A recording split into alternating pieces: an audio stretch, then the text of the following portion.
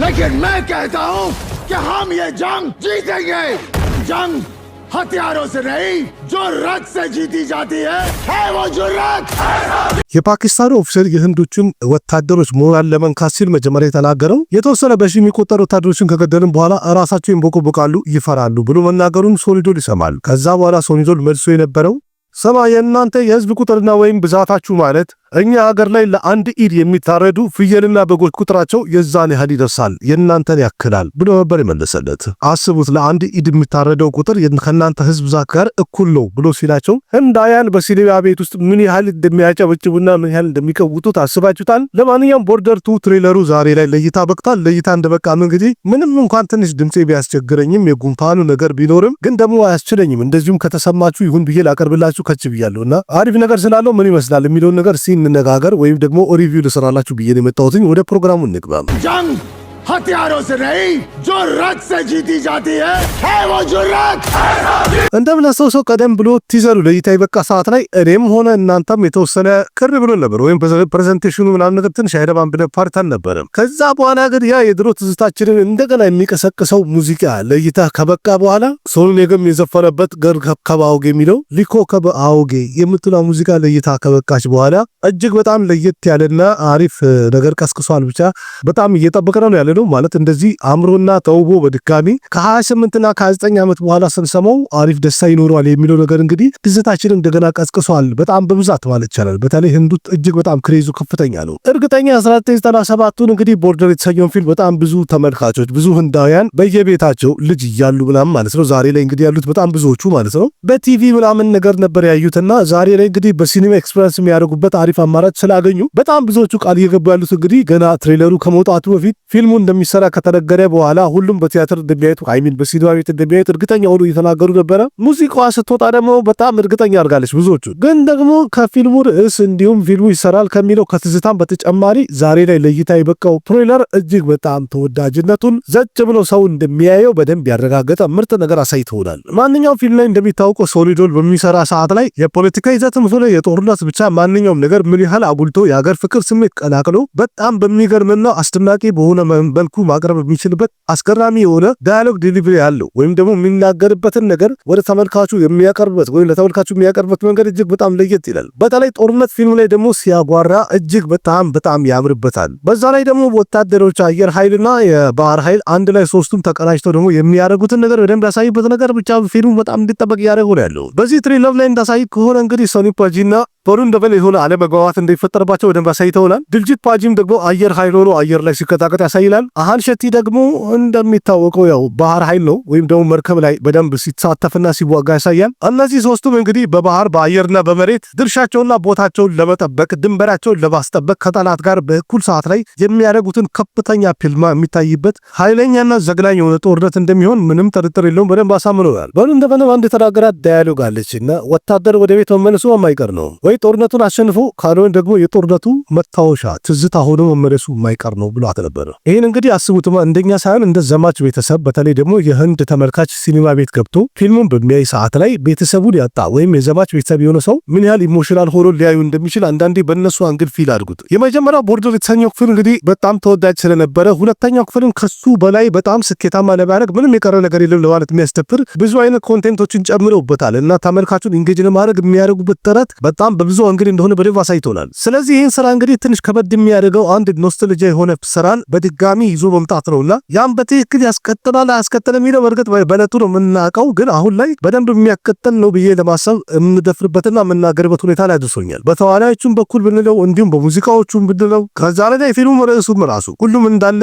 ከመጀመሪያው ክፍል ጋር ኢሞሽናል አታችመንት ያለው ማህበረሰብ በጣም ብዙ ነው። የመጀመሪያው ክፍል እንግዲህ እንዳለ ታሪኩ በጦርነት ላይ ብቻ ሳይሆን ስለ ሀገር ፍቅር ነበርና አሁንም እንዳሳዩን ከሆነ ከጦርነቱ ይልቅ ስለ ሀገር ፍቅር በጣም ብዙ የሚሰብክና የሚናገሩበት ነገር ስላለ የፊልሙ ታሪክ በደንብ የሚያጠነጥነው የሀገር ፍቅር ስሜትን በደንብ ፈንቅሎ የሚያወጣ ምርጥ ጦርነት ፊልም አንድ ላይ አቀናጅተውና አዋስተው እንደሚያቀርቡልን የሚያረጋግጥና ቃል የሚያስገባ ነገር አለው። ግን ዋና ነገር ደግሞ ያንን ቆየት ያለ ትዝታችንን በትክክል እንዴት አድርገው አቅርበውታል የሚለውን ፊልሙ ለእይታ ሲበቃ ነው እርግጠኛ ሆኖ መናገር የምንችለው። አሁን መገመት ብቻ ነው። እንደዛም ሆኖ ግን ይሄኛው ትሬለር ከመጀመሪያ ቲዘሩ በጣም አምሮና ተሽሎ ተገኝቶ ነው ያለ ማለት ነው። እንደኔ ሳየው እጅግ በጣም ለውጥ አለው፣ ያምራል። ከዛ ሌላ ግን ትልቅ ጥያቄ የፈጠረብኝ የፊልሙ ሙዚቃዎቹ ናቸውና 2-3 ዘፈኖቹ መኖራቸው ግዴታ የተባሉ ናቸው። ግን ደግሞ የፊልሙ ሙሉ አልበም በአጠቃላይ ሲደመር 50 ደቂቃ ከ52 ሰከንድ ነው አሉን። ከ3 ሰዓት ፊልም ላይ 50 ደቂቃ ሙዚቃ ካለው ታዲያ ምን ፊልም ሆነ አትሉም እንዴ?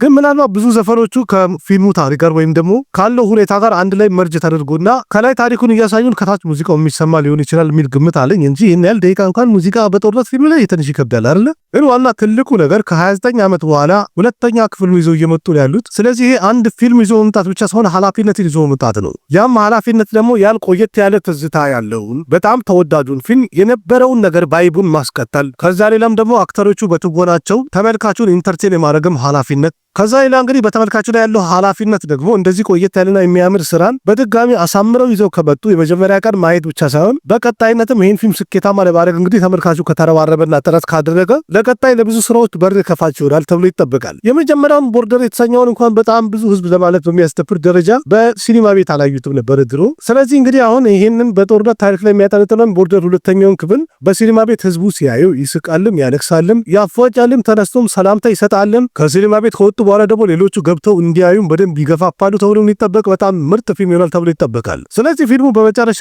ጃንዋሪ 23 በዓለም አቀፍ ደረጃ ለሲኒማ እይታ ይበቃል ተብሎ እንግዲህ ተወስኗል። ቀደም ብሎ ሪፐብሊክ ዴይ ከመከበሩ 3 ቀን ቀደም ብሎ ማለት ነው። ስለዚህ በመጀመሪያ 3 ቀናት ውስጥ ሪፐብሊክ ዴይ ላይ ምን ያህል ሲኒማ ቤቱ ፉል ይሆናል ይዘጭ ይላል የሚለው ይወሰንበታል ማለት ነው። ስለዚህ እንግዲህ ስለ ትሬለሩ በአጠቃላይ ስለ እግራችሁ በጣም የሚያምር ነገር አለው። ቆንጆ ነው፣ ወድጄዋለሁ። እናንተ ንገሩኝ እስኪ እንዴት አገኛችሁት? ጥቃቅን እንከኖች እንዳለ ሆኖ በአጠቃላይ ግን ኢን ጀነራል እንዴት አገኛችሁት? ያላችሁን ሀሳብ አስተያየት ኮሜንት ላይ ጻፉልኝ። እናውራ ከተባለ እንግዲህ መቼስ የቦርደር ፊልም ታሪክ ነውና በጣም ብዙ ነገር ልናወራ እንችላለን። እኔም እንኳን ባወራችሁ በዚሁ በአገሬ ውስጥ እንኳን ከቦርደር ፊልም ጋር በተያያዘ የመጀመሪያው ታሪክ ላይ ተናገር ብባል በጣም ብዙ የምናገራቸውና ማወራቸው ታሪኮች ነበሩኝ። ግን አላግባብ ቪዲዮ ይረዝማል ብዬ ነውና እነዚህ ሰዎች በስራቸው የራሳቸውን ብቻ ሳይሆን የሌላ ሀገር ስሜትን በጣም ይቀዳቀላሉ፣ ያነሳሉና ይህንን ቦርደር ፊልምን ካዩ በኋላ ለመዝባት የወሰኑና የዘመቱ ጓደኞች ነበሩኝ፣ ኢቭን አሉኝ። ብዙዎቹም እንግዲህ ነፍስ ይማርና መስዋዕት ሆነዋል፣ ተሰውተዋል። ብቻ የሶይንዶል ፊልሞች ላይ አንድ በጣም ለየት የሚያደርገውና ስሜታዊ የሚያደርገኝ ነገር ምን አለ? ስለ አገሩ ወይም ደግሞ ስለ ህንድ የሚሰራቸው ፊልሞች ላይ በጣም ስሜት ከመናጦ የተነሳ ህንድ እያለ ሳይሆን ኢትዮጵያ እያለ የሚሰራ አይነት ስሜት እኔ በውስጥ ይፈጠርብኛልና ተመልካቹ ላይም እንደዚህ አይነት ስሜት እንደሚፈጠር በእነዚህ ጓደኞች ወይም በእነዚህ ልጆች አውቄ ነበረና በጣም ይችላልም። በአጠቃላይ ፊልሙም ሲሰሩ ስለ ሀገር ፍቅር በተለይ በጣም ይችላሉ፣ በጣም ያነሱታል። ታሪኩ በደንብ አጥንት ሰርስሩና ጥርቅም ብሎ እንዲገባ የሚያደርጉበት ነገር በጣም ወድላቸዋለሁ። የመጀመሪያ ክፍል ሙዚቃዎቹን በጣም ወዳቸው ነበረ። ኢቭን ጦርነት ፊልም ላይ ሙዚቃ ሊገባ ይችላል፣ እንዴት ብሎ ይገባል የሚለው ነገር ከበድ ይላል አይደለ? ግን ቦርደር የመጀመሪያው ክፍል ላይ በትክክል ሙዚቃ በጣም ወሳኝ እንደሆነ ኢቭን የጦርነት ፊልም ላይ ሙዚቃ ወሳኝ እንደሆነና የጀርባ አጥንቱ እንደሆነ በቦርደር ፊልም ማየት እንችላለን፣ ወይም በደንብ መረዳት እንችላለን። እጅግ በጣም ወሳኝ ነበረና በጣም የሚያምር ነገር ነበረው። ያንን ትዝታም አሁን በሁለተኛ ክፍል ላይ ያስቀጥሉልናል፣ አሪፍ ይሰራሉ ብዬ ጠብቃለሁኝ። የሚሆነውን እንግዲህ ከትንሽ ቀን በኋላ እንወስናለን ወይ ምን ያጋጥማል የሚለውን አብረን እናያለን። በህንድና ፓኪስታን ጦርነት ላይ ፊልም ተሰርቶ ስኬታማ ያልሆነ ፊልም እንኳን አልነበረም። ምክንያቱም እንደምንም የህንድ ማህበረሰብ በአጠቃላይ ምን ተፈጥሮ ነበረ፣ ስለ ሀገሬ ምን ተወርቷል፣ ስለ ሀገሬ ምን ተሰርቷል ብሎ ለማየት ወደ ሲኒማ ቤት እንግዲህ ካለበት ቦታ እየተጓዘ ወደ ሲኒማ ቤት በመግባት ዘጭ እንደሚሉ የተረጋገጠ ነው፣ የሚታወቅ ነው። በዛ ላይ ደግሞ ሶይንዶል ከፊት ቦታውን ይዞ ወታደሮቹን እየመራ ወደ ፓኪስታን ይገባል ከተባለ ደግሞ ህዝቡ ማንኛውም የሚሰራውን ስራ ጣል አድርጎ ወደ ሲኒማ ቤት ይገባል ማለቱ የተረጋገጠ ነው። ለማንኛውም በዕለቱ አጠቃላይ የሚሆነውን እንግዲህ እየተከታተልኩኝ አቀርብላችኋለሁ። ቪዲዮ ከተመቻችሁ ላይክ አድርጉ፣ ያላችሁን ሀሳብ አስተያየት በኮሜንት ግለጹ፣ ለጓደኞቻችሁም ሼር አድርጉ። ልክ እንደዚህ ከአንድ ሲኒማ ጋር የተያዙ በጣም ብዙ መረጃዎችን በዚህ ዩቲዩብ ቻናል አንዳንድ እያልን እንጨዋወታለን። ዛሬ ለድምፄ እንግዲህ በጣም ይቅርታ ጠይቃለሁኝ። አቅራቢያችሁ ቃሲም መካ ነበርኩኝ። በሌላ ቪዲዮ በድጋሚ እስከምንገናኝ ደህና ሁኑ። ባባይ። लेकिन मैं कहता हूं कि हम ये जंग जीतेंगे। जंग हथियारों से नहीं, जो रथ से जीती जाती है वो जुर्रत।